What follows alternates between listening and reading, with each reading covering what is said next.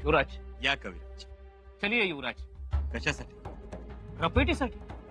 अश्वदळ उभय जय्यत तयारीनं, आणि आज संचलन सुद्धा करायचे ना. कविराज, आज अश्वदळ तुमच्या ताब्यात. जे काही करायचंय ते तुम्हीच करा. युवराज, स्वार नाराज हो जाएंगे आणि संचलन पाहण्यासाठी रयत जमा होणार आहे.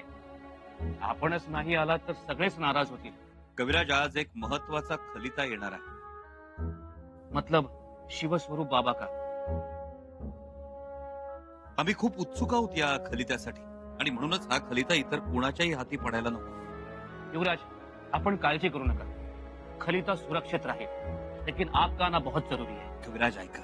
देखिए युवराज, तुम्ही नुसते दिसलात, स्वार सोडाच, घोडे देखील उसळतात. चलिए ना.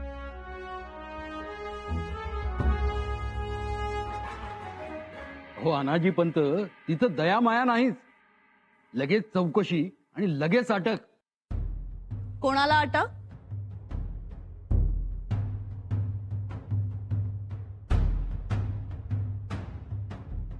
औरंगजेब बादशाह त्याच्या शहजाद्यानं थोडी बगावत करण्याची कोशिश केली तर त्यास लगेच अटक केली. हो ना, ग्वाल्हेरच्या किल्ल्यातील कैद खान्यात ठेवले त्यास. आपल्या सदरेवर मोघल सियासतीच्या गोष्टी करू नयेत. आपण काय करताय? आम्ही आपल्या आदेशाची वाट बघतोय. राणी साहेब, आपण आदेश द्यावा, चौकशी होईल. आणखीन एक महत्वाची गोष्ट म्हणजे अश्वदळ उभारले आहे हे स्वराज्याच्या नियमानुसारच. हो, आणि कोणी शिवस्वरूप बाबांच्या सांगण्यावरून. शिवस्वरूप बाबा आमच्या कधीच ऐकण्यात नाही. आमच्याही नाहीत. कदाचित चकवा देण्यासाठी, नाव गुपित ठेवण्यासाठी दुसरं नाव धारण तर केलं नसेल ना.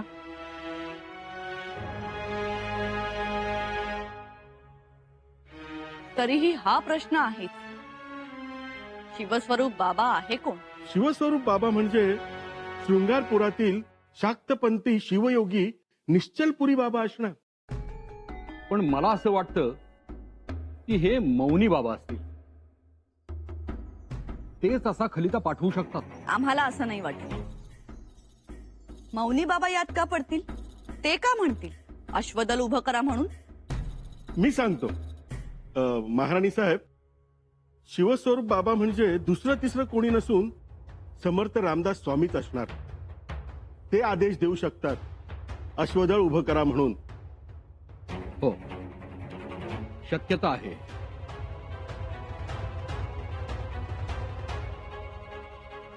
ते कशाला हस्तक्षेप करतील स्वराज्यात? ओम नमः शिवाय. ओम नमः शिवाय. काय रे बाबा, काय दान धर्म पाहिजे आहे का? मी घ्यायला नाही, द्यायला आलोय. द्याया आलायस? होय, काय? एक गुप्त गोष्ट द्यायला आलोय. युवराज आहेत का? तर कोणती गोष्ट द्यायची हाय?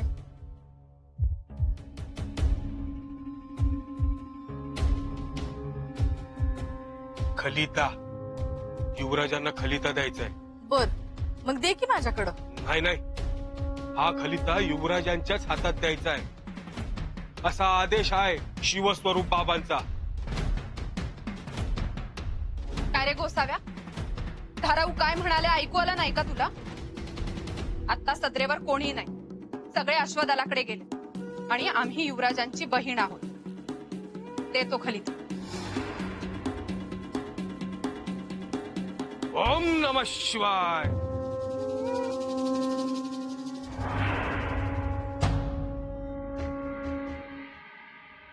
मुजरा राणीसाहेब. पंत, आम्ही आपल्यावर मोठी कामगिरी सोपवत आहोत.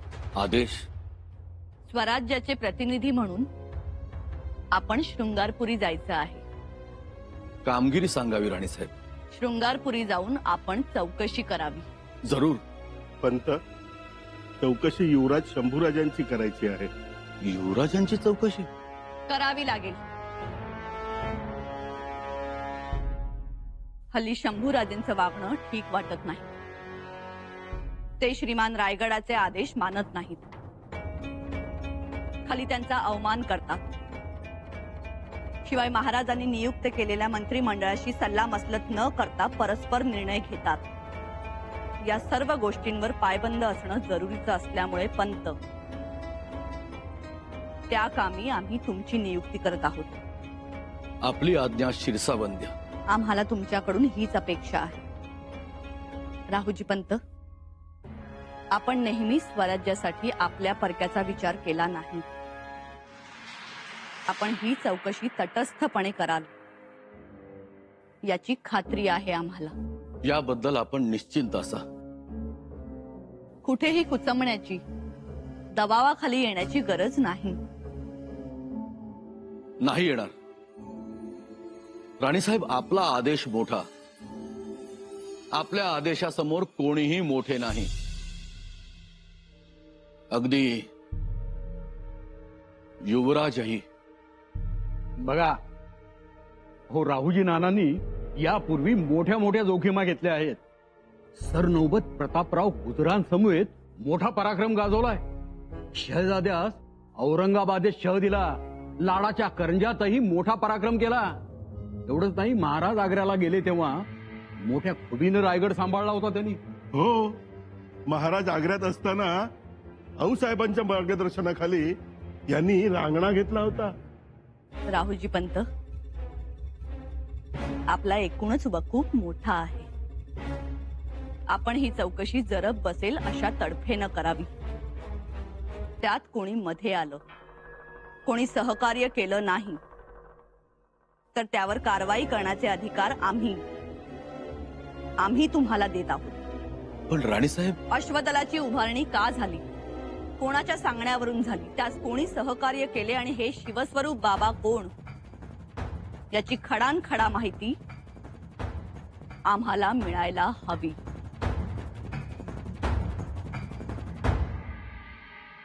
शिष्योत्तमास अनेक शुभाशीर्वाद.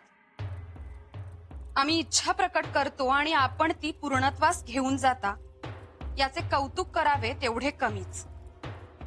आम्ही अश्वदळ उभं करा म्हणालो, आपण बघता बघता अश्वदळ उभं केलं.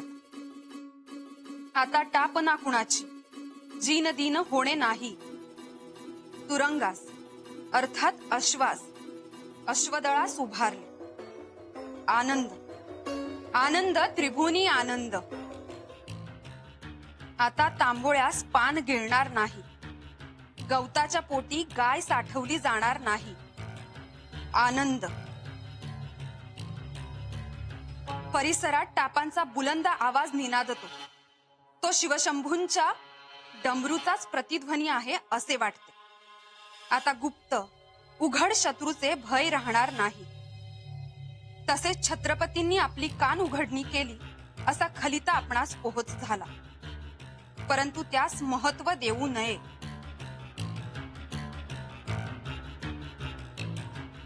दुर्लक्ष करून आपले ठरलेले इप्सित साध्य करावे.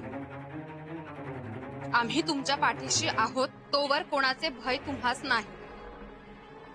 तुर्तास इतकेच. शिवस्वरूप बाबा. लेखनालंकार. वैनिसा, काय आहे हे? आम्ही काय बोलावं, तुमचेच दादासाहेब आहेत. कोण आहे कोण हा बाबा? छत्रपतींच्या कान उघडणीकडे दुर्लक्ष करा असं म्हणायची हिंमत कशी होते त्याची? दत्ताशिवाई, आमच्यासाठी तर हे एक मोठा कोड आहे. कोण असेल हा बाबा? वैनिसा, तुम्हाला काही माहित आहे? असेलच. दादासाहेब तुमच्यापासून काहीही लपवत नाहीत. नाही बत्ताशीबाई, आम्हाला खरंच काही ठाऊक नाही. आश्चर्यच आहे. तुम्हालाही काही माहित नाही म्हणजे काही अंदाज करता येतोय? आम्ही खूप प्रयत्न केला.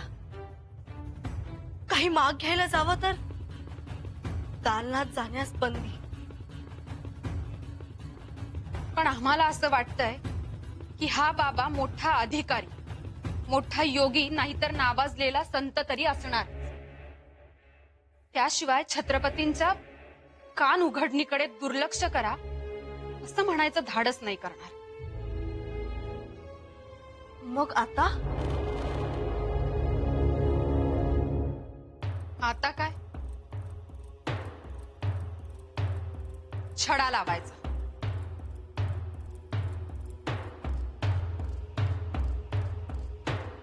छडा लागेल?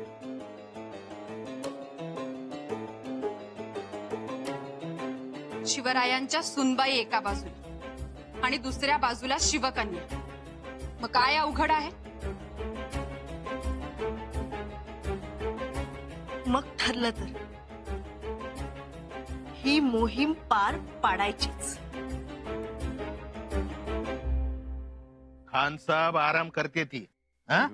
समझसनी सांगा. खान साहब आराम फरमा रहे हैं, ध्यान रखना. जी सरदार.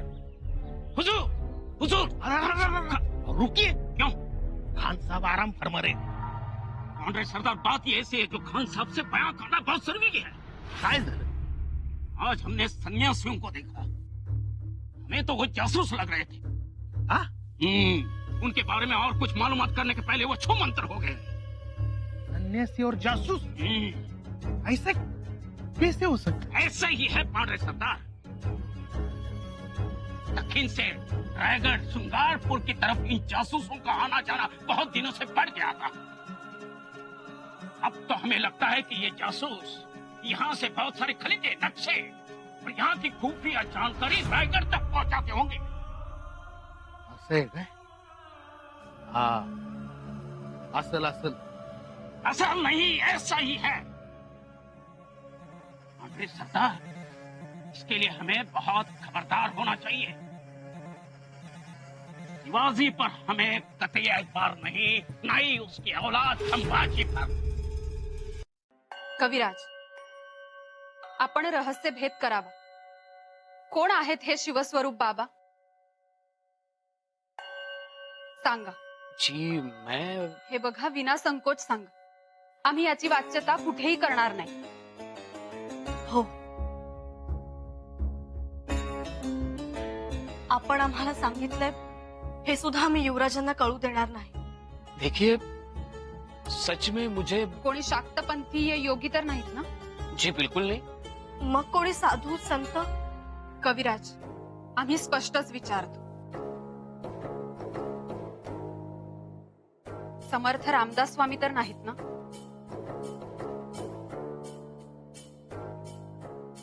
कविराज, जे असेल ते स्पष्ट बोला. दुसरं कोण एवढ्या अधिकारवाणीने सांगू शकतं? सांगा. सत्य सांगायचं झालं तर मला नाही माहिती. हमें कुछ नहीं पता. कविराज, तुम्ही आमच्या दादासाहेबांचे मित्र आहात. तुमच्यावर वाईट वेळ आली तेव्हा दादासाहेबच तुमच्या मागे उभे राहिले. मैत्रीचं प्रतीक म्हणून त्यांनी तुम्हाला अंगठी दिली ना? जी बिल्कुल. मग त्या मैत्रीला यात ठेवून सांगा. नाही माहित. माहित नाही की सांगायचं नाही आम्हाला? नहीं नहीं युवराजनी जी, ऐसी बात नहीं है. शिवस्वरूप बाबा आहेत हे तरी खरं आहे ना?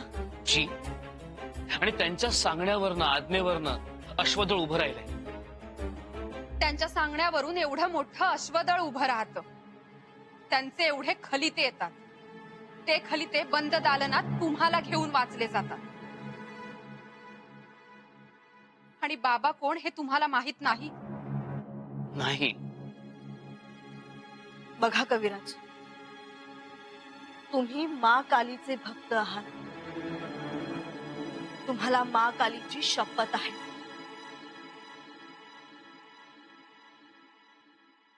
क्षमा कीजिए युवराजनी जी, लेकिन सच में हमें नहीं पता. आम्ही युवराजांना काही विचारत नाही. ते सांगतात, आम्ही ऐकतो. ते करा म्हणतात, आम्ही करतो. त्यांच्या नियोजनात आम्ही दखल देत नाही. आमची मैत्री राजकारणापासून 4 हात दूर आहे. आम्ही प्रेम केलं ते त्यांच्या कवित्वावर, ज्ञानावर. त्यांचा शब्द हा आमच्याकरता जीवन आहे. म्हणून नाही विचारत. कविराज, अक्का साहेब, आप एक बात जान लीजिए, युवराज आणि कलशांच्या मैत्रीमध्ये एक चीज नाही, ती म्हणजे कची बाराखडी. का, कुठे, कसं, कशासाठी, कारण, हे असे शब्द आमच्या नात्यात नाही. ऐसी चीजों के लिए हमारी दोस्ती में कोई जगह नहीं.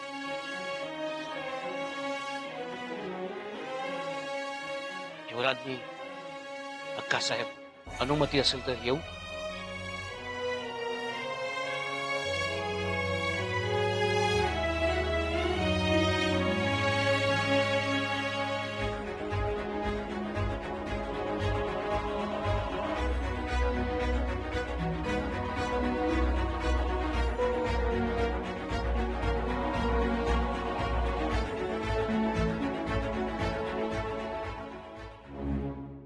मोरया या.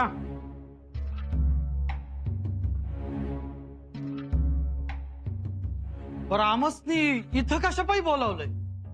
हे बघा, इथं आता तुम्हा सर्वांची चौकशी होणार आहे. चौकशी आमची? आणि ती कोण करणार? रायगडावरनं रावजी पंत आल्या ती, त्यांच्याकडे चौकशी करायचे संबे अधिकार आहेत. पंत आल्यात? अश्वदळ बघून इकडेच यायला निघालेत. अहो, पंत आल्यात म्हणल्यावर आमची काही चौकशी होणार नाही. आलेच बघा.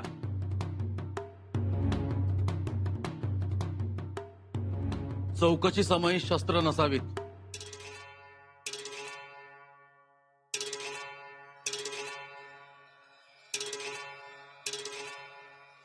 स्वराज्याचा प्रतिनिधी म्हणून अश्वदळ उभारणी मागील हेतूची चौकशी करण्यासाठी मी इथे आलेलो आहे.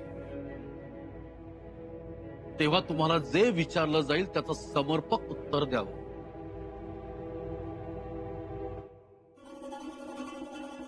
रायप्पा, अंतोजी, जी पंत.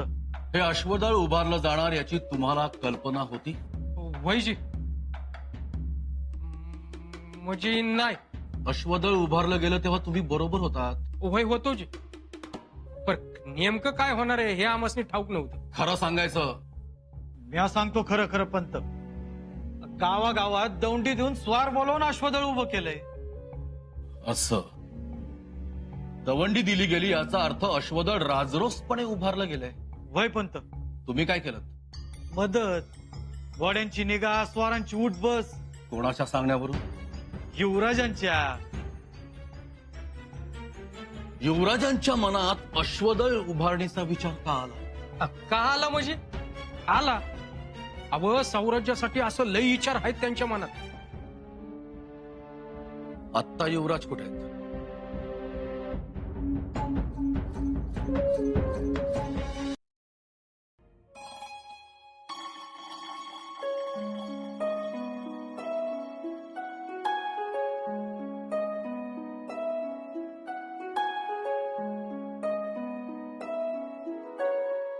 हे अश्वदळ उभारताना तुम्हीच तर सोबत होतात ना? जी होतो जी. पर युवराज सांगतात आम्ही ऐकतो. हे अश्वदळ उभारायला युवराजांना कोणी सांगितलं? जोत्याजी? माहित नाही पंत. खरं सांगायचं, ही शेवटची संधी आहे तुम्हाला. आता जर खरं उत्तर दिलं नाही तर रायगडावर कळवावं लागेल मला की यात तुमचाही सहभाग आहे म्हणून. आणि तेव्हा रायगडाच्या रोषास तुम्हाला सामोरं जावं लागेल. तिथे काय शिक्षा होईल हे मी सांगू शकत नाही. तेव्हा बोला पटकन. पुढे सांगितलं अश्वदळ उभारायला. जी शिवस्वरूप बाबांनी. कोण?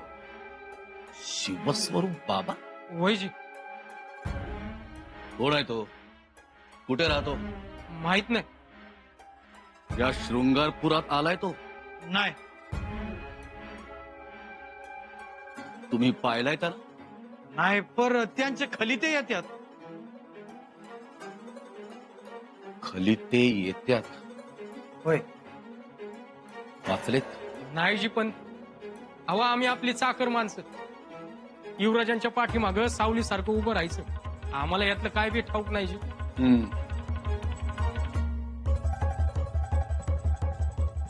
ते खलिते बघायला मिळतील? खाली तर युवराजांकडे आहे.